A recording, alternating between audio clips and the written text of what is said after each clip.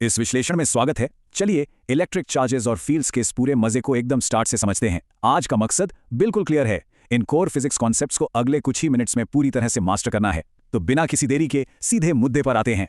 ये सवाल दिमाग में जरूर आता है कि आखिर ऐसी कौन सी अदृश्य यानी इनविजिबल शक्तियां हैं जो चीजों को एक दूसरे की तरफ जोर से खींचती हैं या फिर उतनी ही तेजी से दूर धकेल देती हैं।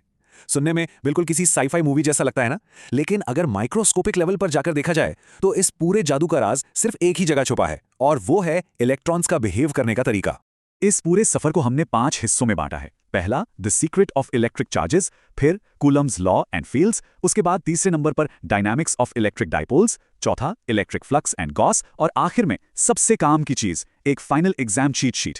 तो चलिए शुरुआत करते हैं पहले भाग से, the secret of electric charges, microscopic building blocks. चलिए देखते हैं कि ये माइक्रोस्कोपिक खेल आखिर काम कैसे करता है। अगर एक्स्ट्रा इलेक्ट्रॉन्स आते हैं तो नेगेटिव चार्ज बन जाता है, और अगर इलेक्ट्रॉन्स चले गए तो पॉजिटिव चार्ज।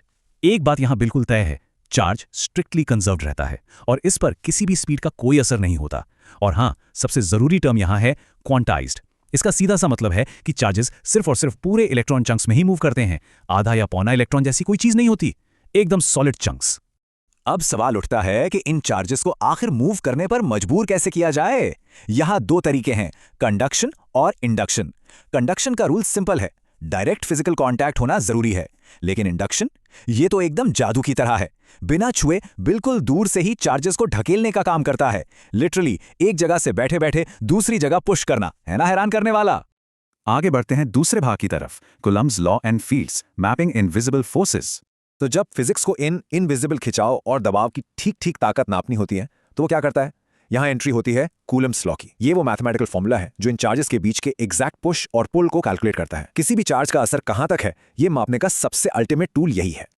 और इस इनविजिबल असर को हम इलेक्ट्रिक फील्ड लाइंस के जरिए देखते हैं। इनके कुछ बहुत स्ट्रिक्ट रूल्स हैं। ये फील्ड्स आने वाले इनकमिंग नेबर्स को हमेशा पुश करती हैं। फील्ड लाइंस हमेशा पॉजिटिव से शुरू होकर नेगेटिव पे खत्म होती हैं।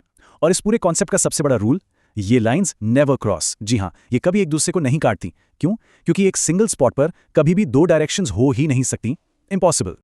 अब आते हैं तीसरे भाग पर, dynamics of electric dipoles, locked in pairs. ये सोचना बड़ा दिलचस्प है कि जब ऑपोजिट्स इतनी शिद्दत से अट्रैक्ट करें कि हमेशा के लिए एक दूसरे के साथ लॉक हो जाएं, तब जन्म होता है इलेक्ट्रिक डाइपोल का।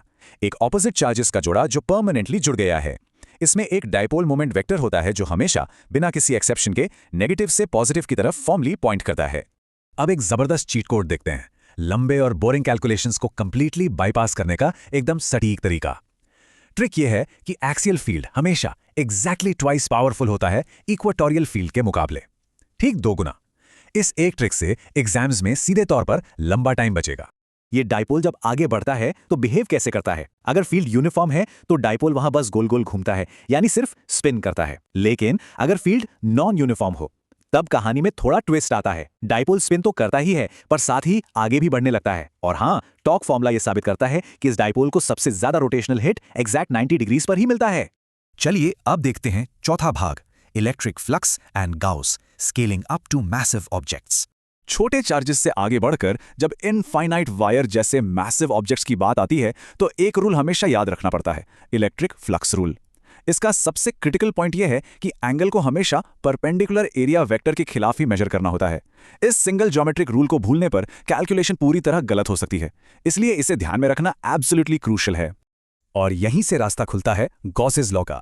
यह लॉ समझने में बड़ा आसान और कंप्लीटली विजुअल है। इसके लिए बस एक इमेजिनरी 3D बबल की कल्पना करनी होती है। गॉसेस लॉ का बेसिक उसूल यह है कि सिर्फ वही चार्जेस मैटर करते हैं जो उस 3D बबल के ठीक अंदर फंसे हुए हैं। बबल के बाहर चाहे जो कुछ भी हो, कैलकुलेशन के लिए उसको देखने की जरूरत ही नहीं है, सिर्फ अंदर कैद चार्जेस।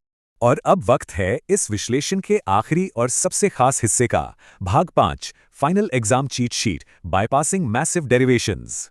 ये एक ऐसी समरी टेबल है जिसे अगर ध्यान में रख लिया जाए तो मैसिव डेरिवेशंस के बिल्कुल जरूरत नहीं पड़ेगी। जल्दी से रिकैप करते हैं। चार्ज हमेशा चंक्स में क्वांटाइज्ड होता है। डाइपोल वेक्टर हमेशा नेगेटिव से पॉजिटिव पॉइंट करता है। टॉर्क की मैक्सिमम रोटेशन ठीक 90 डिग्रीज पर मिलती है। और आखिर में गॉसेस लॉ जो साफ कहता है कि सिर्फ और सिर्फ इंटरनल 3D बबल वाले चार्जेस को ही गिनो, एकदम सीधा और टू द पॉइंट। अब इस डिस्कशन को खत्म करने से पहले एक आखिरी इनसाइडर सीक्रेट या कह लीजिए क्लासिक ट्रिक क्वेश्चन देख लेना बेहद जरूरी है। एग्जाम्स में एक हॉलो चार्ज्ड स्फीयर यानी एक खोखले गोले के बारे में अक्सर ट्रिक सवाल आते हैं। यहाँ फैक्ट ये है कि उस खोखले गोले के ठीक अंदर जाते ही इलेक्ट्रिक फील्ड इंस्टेंटली जीरो हो जाता है। गोले के अंदर आते ही असर बिल्कुल खत्म। ये एक छोटी सी डिटेल कई बार काम आती है। तो सोचने वाली बात यह है, जब ये सारे कोर फॉर्मूलाज और एग्जाम सीक्रेट्स दिमाग में इस तरह फॉर्मली लॉक हो चुके हैं, तो अब ऐसी कौन सी फिजिक्स प्रॉब्लम बची है जो रुकावट बन सकती है? शायद अब एक भी नहीं। इन्हीं सॉलिड कॉन्सेप्ट्स को हमेशा याद रखना है, उन्हें कॉन्फिडेंटली अप्लाई करना है और फिजिक्स के हर सवाल का एकदम बिना किसी डर के सामना करना है।